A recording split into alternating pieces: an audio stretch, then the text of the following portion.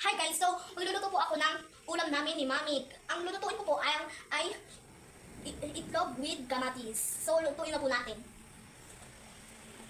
Ilagay na po natin ang kamatis.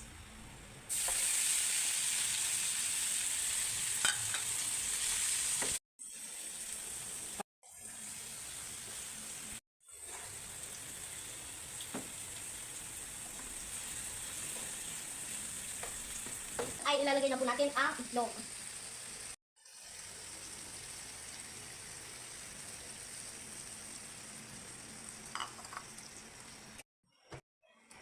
Lagyan na po natin siya ng konting magic sarap.